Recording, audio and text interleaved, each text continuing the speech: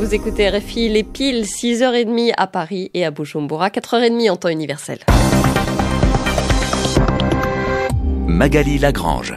À la une de l'actualité africaine, le Burundi, plusieurs arrestations dans les rangs des sous-officiers de la police et de l'armée depuis 2 semaines. Une quinzaine arrêtés par les renseignements, leurs familles s'inquiètent. L'ancien vice-président congolais Jean-Pierre Bemba fait appel de sa condamnation. Il avait été condamné par la Cour pénale internationale pour des crimes commis par sa milice en Centrafrique en 2002 et 2003.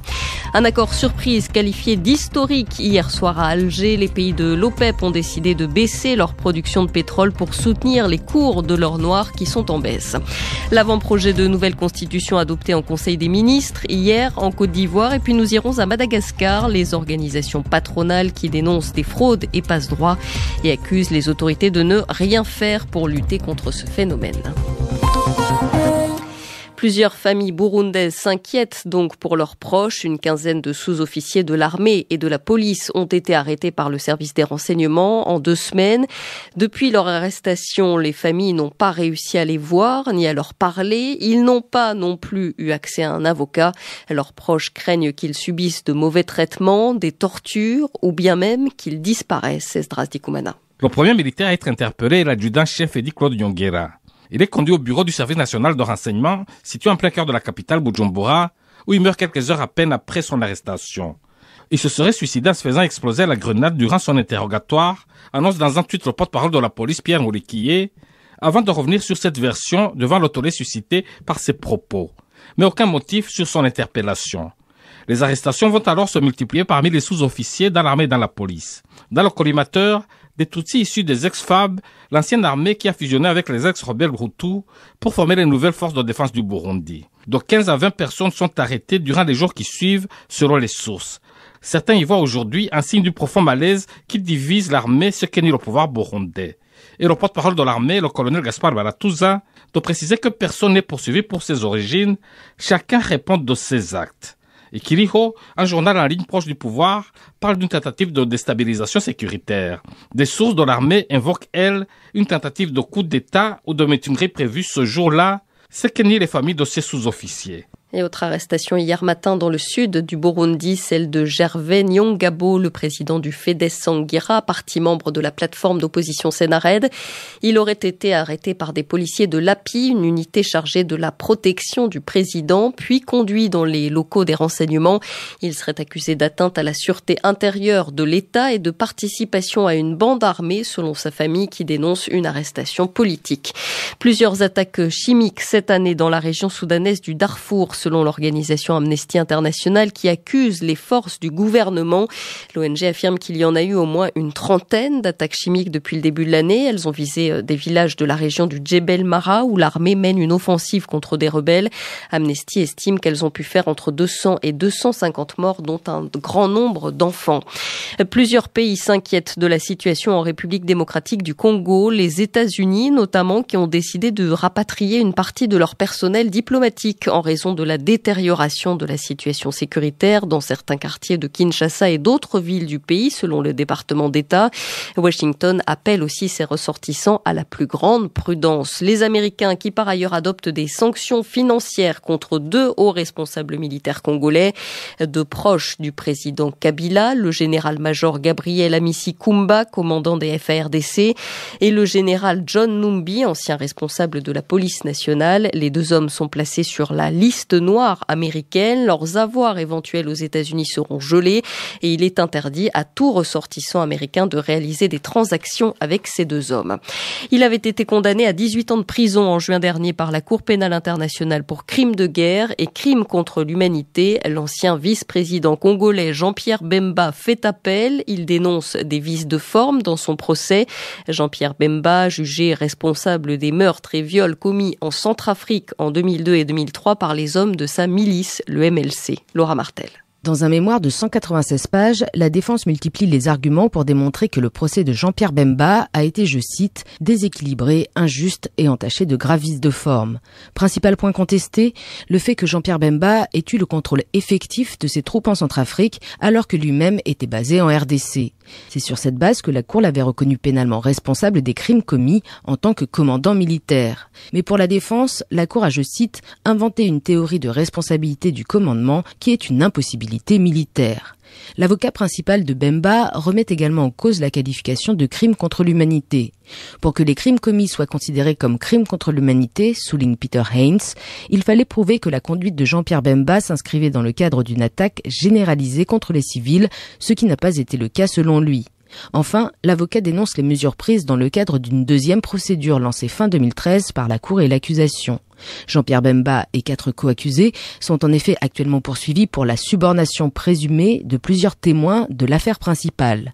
L'arrestation de l'un des avocats de Jean-Pierre Bemba et l'écoute des conversations téléphoniques au sein de son camp pendant que l'affaire principale était jugée ont violé ses droits à un procès équitable, estime Peter Haynes. L'accusation a maintenant 2 mois pour soumettre sa réponse à la Cour.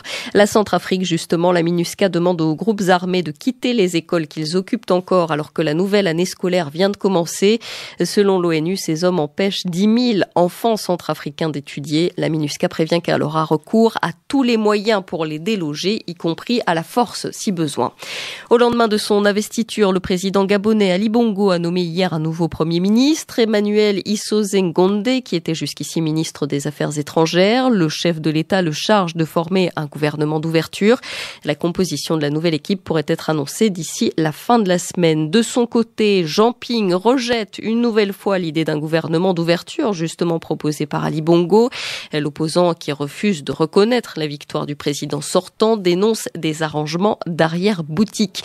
Puis par ailleurs, toujours au Gabon, Léon-Paul Ngoulakia, le cousin d'Ali Bongo et ancien chef du renseignement, a été libéré hier soir. Liberté provisoire selon son avocat, le temps de l'instruction. Il avait été interpellé vendredi dernier. Il était en possession de photos de victimes des violences qui ont éclaté après l'annonce des résultats de la présidentielle. Les pays de l'OPEP qui sont réunis à Alger sont parvenus à un accord hier soir pour réduire leur production de pétrole et donc soutenir les prix de l'or noir, des prix en baisse à cause d'une surproduction.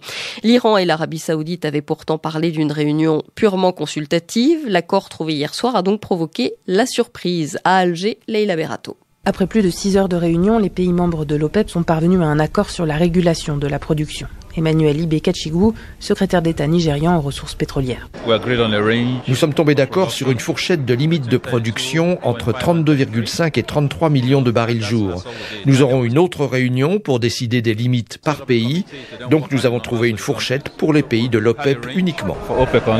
Au-delà de l'accord qui va permettre au prix du baril de remonter, le ministre de l'énergie algérien, Noureddine Bouterfa, se félicite de la réussite politique de la réunion. L'OPEP vient de prendre une décision historique. C'est une décision historique parce que par les décisions d'aujourd'hui, l'OPEP revient dans sa fonction de monitoring du marché. C'est une fonction qu'elle avait perdue depuis plusieurs années. Elle vient de se la réapproprier. Et c'est une décision unanime et sans réserve qui a été prise. Des discussions doivent avoir lieu jusqu'à la fin du mois de novembre afin de délimiter la production pays par pays et de définir les aménagements pour des pays comme la Libye et le Nigeria. Objectif, avoir un accord précis lors du prochain sommet de l'OPEP. Leïla Berato, Alger, RFI. Et cet événement-là, en revanche, n'est pas une surprise. Comme prévu, l'avant-projet de nouvelle constitution a été adopté en Conseil des ministres hier matin en Côte d'Ivoire. Il reste toutefois à ce texte d'autres étapes à franchir. La semaine prochaine, il sera devant l'Assemblée nationale pour examen. C'est le président lui-même, Alassane Ouattara, qui le présentera aux députés. En attendant, Frédéric Gara, on n'en sait pas beaucoup plus sur les détails de ce texte. Les journalistes ne s'attendaient à rien et à ce titre, ils n'ont pas été déçus. Aucun détail sur la nouvelle constitution n'a été divulgué au traditionnel point de presse qui suit le Conseil des ministres du mercredi.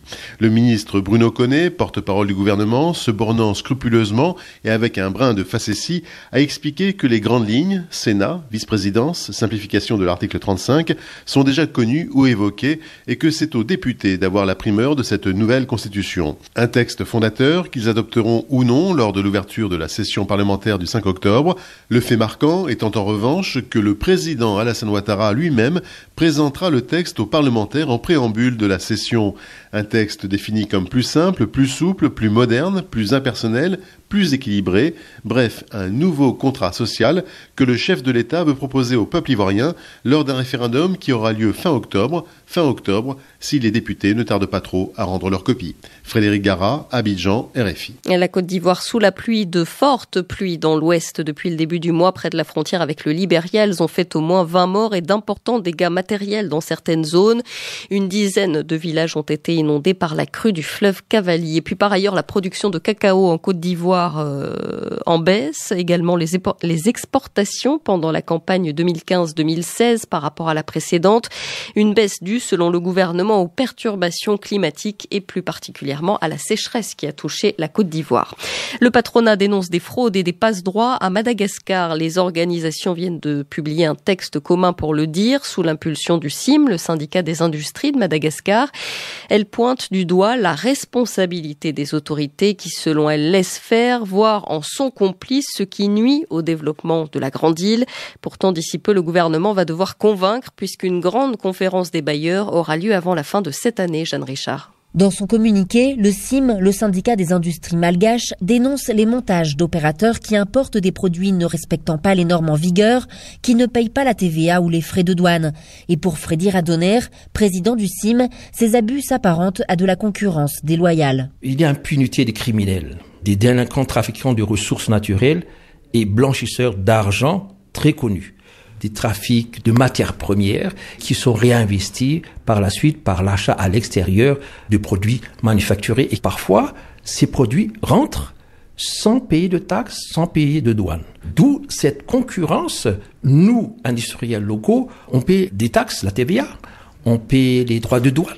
Alors que le gouvernement s'apprête à faire face aux partenaires financiers et investisseurs privés lors d'une grande conférence des bailleurs pour leur demander d'engager plusieurs milliards de dollars dans le pays, il est temps d'assainir le secteur. C'est à l'État de prendre ses dispositions, que les règlements soient appliqués et que l'impunité ne soit pas de mise. Il réclame donc des actions fermes pour, selon lui, sauver le secteur industriel formel et ainsi aider au développement du pays. Jeanne Richard, Antananarivo, RFI. Direction à présent le Sénégal pour aller découvrir un petit groupe qui monte. Rafa, ce sont 2 chanteuses et un orchestre originaire de Saint-Louis et désormais installé à Dakar. 2 chanteuses militantes engagées que Guillaume Thibault a rencontrées.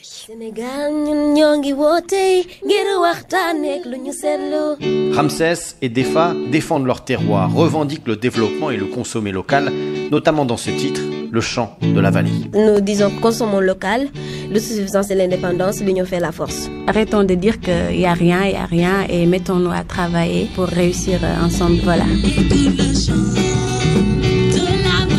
Message politique, défense des opprimés, les 2 jeunes femmes, dans la vie comme sur scène, ont choisi leur camp. C'est plus que chanter seulement, Rek. Nos voix, c'est celle des opprimés et on n'attend pas d'être opprimés. Par exemple, on peut voir quelque chose dans la rue qui nous déplaît et que les autres ne peuvent pas passer. Nous, on peut le faire. Militer, combattre, tout en diffusant énergie, bonne humeur et optimisme. Rafa, c'est le faire comme dans ce titre, où Serge Gainsbourg semble planer entre les notes. Retan, c'est sourire. Même si t'es fâché, force ton sourire. Bel mot. Guillaume Thibault, Dakar, RFI. Dakar, où il est maintenant 4h43, 6h43 ici à Paris. Dans 5 minutes, nous retrouverons Frédéric Couteau. Il a feuilleté les journaux du continent pour nous à la une de sa revue de presse africaine aujourd'hui. Les hommages hier en Guinée, 7 ans après le massacre dans un stade de Conakry. Mais avant, on va retrouver l'invité de la rédaction. Ce sera dans 30 secondes après une courte pause. Appelez-nous, exprimez-vous. Juan Gomez. Après sa réélection contestée, Ali Bongo appelle toutes les forces vives de la nation à dialoguer. Un dialogue sans tabou ni soupçon, a-t-il précisé, mais son rival Jean Ping rejette cette main tendue. Comprenez-vous la réaction de l'opposition? Comment mettre fin à la crise politique au Gabon? 33 9 693 693 70. Juan Gomez avec vous au téléphone tout à l'heure à partir de 8h10 TU. RFI. Afrique Matin sur RFI. Magali Lagrange. Il y a tout juste un an au Burkina Faso, l'ancien ministre des Affaires étrangères Djibril Bassolé était arrêté pour complicité présumée avec les militaires qui ont tenté un putsch en septembre dernier. Depuis, cet ancien compagnon de Blaise Compaoré, le président renversé en 2014, est en prison et ce n'est pas le seul. Pour en parler, le président par intérim de l'ex-parti au pouvoir, le CDP, le Congrès pour la démocratie et le progrès, Achille Tapsoba, répond aux questions de Christophe Beaubouvier. Achille Tapsoba, bonjour. Et bonjour. Pourquoi avez-vous reporté le congrès que vous deviez tenir le week-end dernier? Parce que pendant que nous convoquions ce congrès important, nos cadres et nos militants sont interpellés, notamment les responsables des jeunes du parti qui ont été interpellés à plusieurs reprises au niveau de la justice militaire et les anciens ministres qui sont des cadres du parti, également convoqués et devant la haute cour de justice. Donc cela constitue pour nous un climat qui n'est pas du tout serein. Combien de vos camarades sont en prison à l'heure actuelle? À l'heure actuelle, nous avons au moins une douzaine de camarades en prison et d'autres en liberté provisoire et dont le sort n'est pas du tout encore clarifié. Et nous avons également cette interpellation du premier ministre, l'ancien premier ministre qui vient d'intervenir et son incarcération, ce qui n'est pas de nature vraiment à assainir le climat. Vous parlez de l'ancien premier ministre Luc Adolphe Thiaw. Exactement. Achille Tapsoba, en octobre 2014, ce sont les principaux cadres de votre parti qui étaient alors au pouvoir, qui ont voté la modification de la Constitution qui devait permettre à Blaise Compaoré de se présenter une énième fois à une élection présidentielle. Est-ce qu'il n'est pas normal que ces cadres-là répondent de ce geste devant la haute cour de justice? Je voudrais d'abord préciser et rectifier que le vote n'a pas eu lieu. Le vote a bel et bien été empêché par l'invasion de l'Assemblée et l'incendie de l'Assemblée nationale. Donc le vote n'a pas eu lieu. L'acte n'a pas été consommé. Le deuxième point, c'est qu'il était tout à fait légal de modifier la Constitution. Alors je trouve que tout cela ressemble très bien à la justice des vainqueurs. Mais franchement, Achille Tapsoba, vouloir aider Blaise Compaoré à rester encore plus longtemps au pouvoir après 27 ans de règne, est-ce que c'était très démocratique? Mais ce qui est démocratique, c'est ce qui est décidé par les populations. C'est pas ce qui est décidé par nous autres. Lorsqu'on dit qu'il est resté très longtemps au pouvoir, ça ne fait l'objet d'aucun doute. Mais ce qui est important pour nous, c'est de savoir, à l'heure actuelle, nous sommes dans un processus judiciaire où on interpelle des anciens ministres pour des raisons politiques. Alors l'autre raison pour laquelle vos camarades sont poursuivis, c'est parce que lors du soulèvement d'octobre 2014, les militaires ont tiré et 33 personnes ont été tuées. Est-ce qu'un certain nombre de dirigeants politiques de l'époque n'ont pas une responsabilité dans cette tuerie? Effectivement, il y a eu des victimes de ces événements des 30 et 31 octobre. Mais je pose la question suivante. Il est normal qu'on réprime des responsables, mais il n'est pas du tout normal qu'on poursuive certains responsables et qu'on en laisse d'autres. Si on veut incriminer ceux qui ont été obligés de réagir à une manifestation de grande envergure, aussi bien on doit incriminer ceux qui ont poussé les gens à faire la manifestation. C'est pour cette raison que je qualifie cette justice de justice à deux vitesses. Alors il y a aussi le cas de l'ancien ministre des Affaires étrangères Djibril Bassolé, qui est l'un de vos anciens camarades de parti et qui est en prison depuis 1 an pour complicité présumée avec les militaires putschistes de septembre 2015. Qu'est-ce que vous en pensez? Je pense que tout cela relève toujours de la justice des vainqueurs. Je ne suis pas sûr que cette culpabilité puisse être démontrée. Ce que nous souhaitons, c'est qu'on fasse le procès pour clarifier cette affaire dans les meilleurs délais, plutôt que de maintenir arbitrairement des gens en détention et de prolonger cette détention sans raison. Mais vous l'avez écouté quand même, cette conversation téléphonique attribuée à Djibril Bassolé et Guillaume Soro? Mais c'est des écoutes téléphoniques qui n'ont pas été authentifiées. Je pense que ces écoutes, telles que rendues, ça peut être des écoutes truquées. Voulez-vous dire que Djibril Bassolé est victime d'une chasse aux sorcières? Djibril Bassolé, comme nous autres, nous avons été victimes de la volonté de nous écarter de la course électorale. Achille Tapsoba, il y a 2 mois, vous êtes allé voir Blaise Compaoré à Abidjan. Est-ce à dire que c'est toujours lui, le vrai patron du CDP? Blaise Compaoré est le fondateur du CDP. Nous lui donnons des informations sur notre parti, son comportement sur le plan politique national. Et évidemment, il fait des observations, il nous donne des conseils, ce qui est normal pour un fondateur. Alors, son ancien Premier ministre, Luc Adolphe Thiaw, a eu le courage de rentrer au Burkina, au risque d'aller en prison, ce qui est arrivé. Pourquoi Blaise Compaoré n'a-t-il pas le même courage?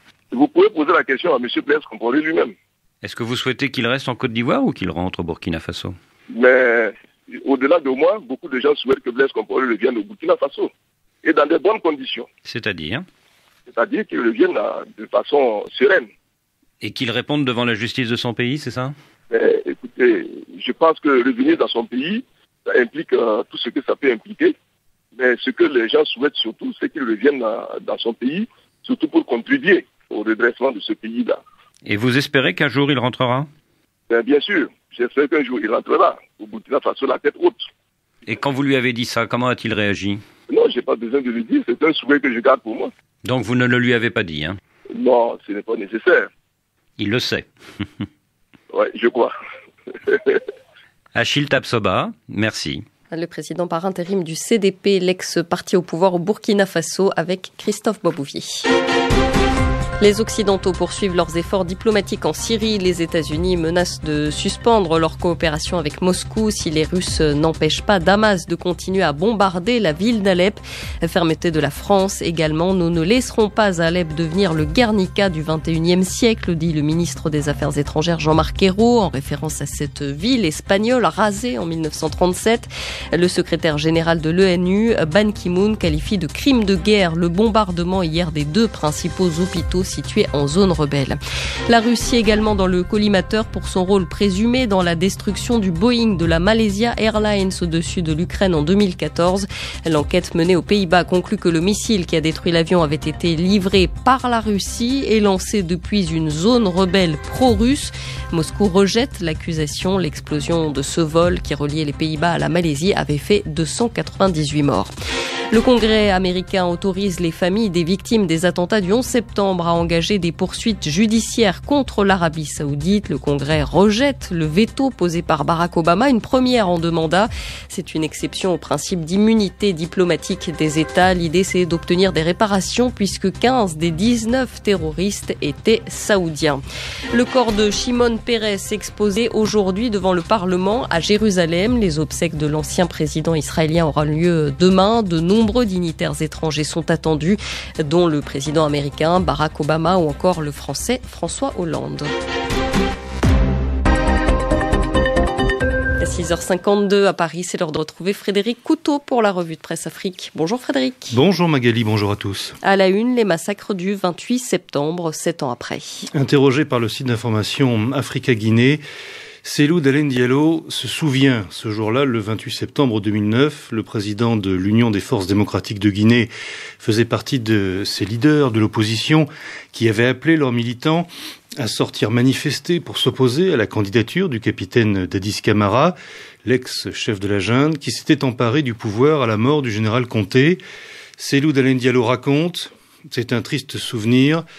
J'étais au stade, j'ai vu les militants des forces vives tomber sous les balles de nos soldats, de nos gendarmes et de nos policiers venus réprimer cette manifestation pacifique.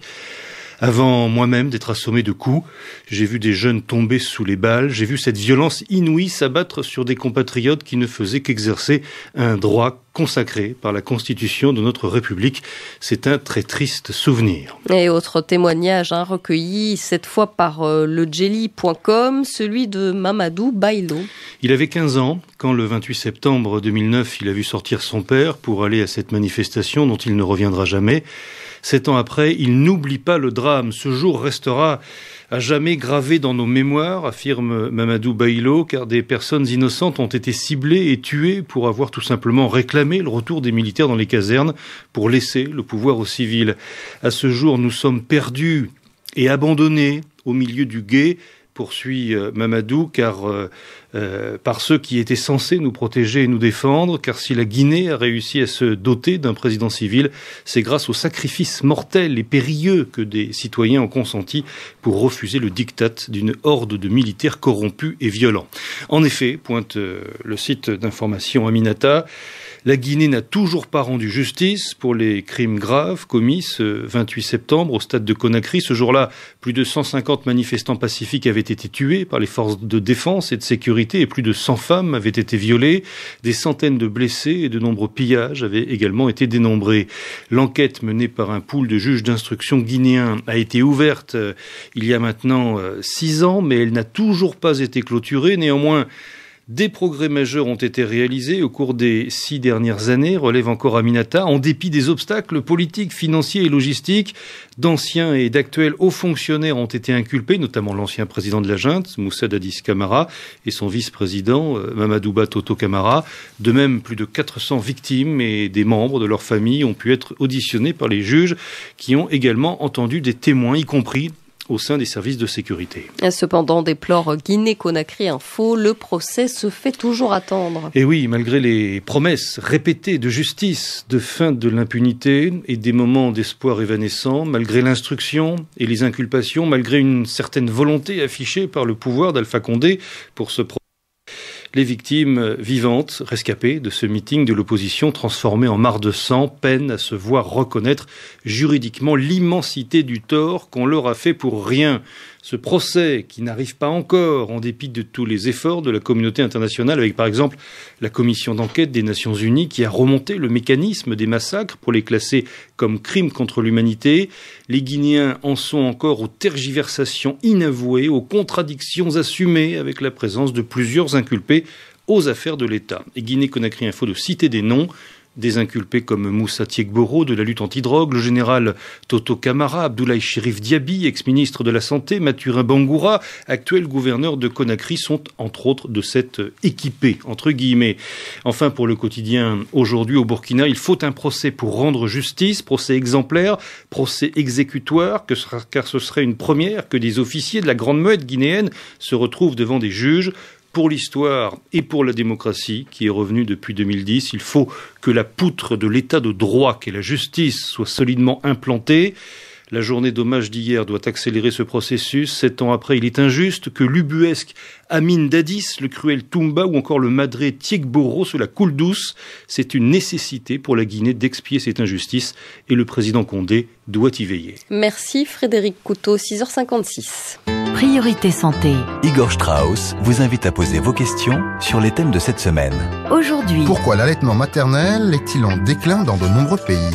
Demain. Quels sont les signes annonciateurs d'un infarctus du myocarde chez les femmes ? Appelez-nous au 33 1 84 22 75 75 ou écrivez-nous à priorité.santé@rfi.fr. Priorité santé. Igor Strauss. Du lundi au vendredi à partir de 9h10 TU. RFI. Vivez votre passion du sport avec Monogram, transfert d'argent. Les sports avec Hugo Moissonnier. Bonjour Hugo. Bonjour Magali, bonjour à tous. En cyclisme, première victoire d'un Ivoirien dans le Tour de Côte d'Ivoire 2016. Un coureur bien connu de ses supporters, Isiaka Cissé, vainqueur des éditions 2013 et 2014. Il remporte la 5e étape ce mercredi. Un contre-la-montre individuel d'un peu plus de 16 km dans le centre du pays, entre Loukou Yaoukro et Toumodi. Il s'impose devant 2 Marocains, Soufiane Hadi et Mehdi Chokri. Au général, la situation est inversée. Auteur de 3 victoires d'étape, les Marocains dominent les débats. Mohsin El Kouraji est en tête avec 1 minute et 6 secondes d'avance sur Mehdi Chokri. Mais Isiaka Cissé remonte à la 3e place, à 1,33 du leader. Il reste 2 étapes. Peut-il revenir ? L'avis de Francis Ducreux, l'un des organisateurs. De toute façon, c'est un grand rouleur. Maintenant, il va lui falloir une bonne équipe de Côte d'Ivoire autour de lui, parce que le tour n'est pas terminé. Les Marocains sont venus quand même en grande forme sur ce tour. Ils sont encore là dans les premiers aujourd'hui. Mais il y a Isiaka Cissé qui remonte à la 3e place. Nous attendions la victoire d'un Ivoirien. Elle est arrivée. Je crois que le tour n'est pas totalement joué. Après, vous avez des coureurs que le Burkina Faso, le Cameroun. Ce qui est un petit peu déçu, c'est le Rwanda. On les attendait un peu mieux. L'ensemble des compétiteurs s'est bien comporté dans un tour qui est quand même très très difficile, rappelons-le. Des propos recueillis par Emmanuel Kofi. 6e étape aujourd'hui, un peu plus de 138 km entre Yamoussoukro et Daloa. Et on passe au football. Le Ghana organisera la CAN féminine en 2018. Décision prise par le comité exécutif de la Confédération africaine de football dans le cadre des réunions de l'instance en ce moment au Caire. À l'ordre des discussions de la CAF aujourd'hui, l'élection de 2 membres africains additionnels au sein du Conseil de la FIFA jusqu'en mars 2017. Enfin, le handball, le tirage au sort du prochain championnat d'Afrique des clubs champions a eu lieu hier à Abidjan. Une 38e édition qui se déroulera au Burkina Faso du 21 au 30 octobre. 8 clubs engagés chez les dames. Les Burkinabés de Onéa seront opposés aux Camerounaises des FAP, au club héritage de République démocratique du Congo et aux Béninoises d'Aspac dans la première poule. L'autre poule verra se rencontrer les Camerounaises de Tonnerre, les Ivoiriennes de Bandama, les Kenyanes de Nairobi Water et les Angolaises de Primero qui sont tenantes du titre. Dans le tableau masculin, 10 équipes sont en lice, 10 équipes. Dans le groupe A, on retrouve les Camerounais de Minu, Caïmans du Congo Brazzaville, les Rwandais de Police, l'Espérance de Tunis et les Égyptiens du National du Caire. Le Zamalek, vainqueur l'an passé, sera de son côté dans la poule B en compagnie des Marocains de Smara, des Burkinabés de l'AS Douane, des Camerounais des FAP et de JSK, c'est un club de RDC. Merci Hugo Moissonnier. Le journal des sports Afrique vous a été proposé par MoneyGram Transfert d'argent. Plus de 30 000 points de vente MoneyGram à votre service partout en Afrique. MoneyGram, le lien qui vous rapproche. Et tout de suite, c'est un nouveau journal sur l'antenne de RFI. Bien sûr, très bonne journée à tous.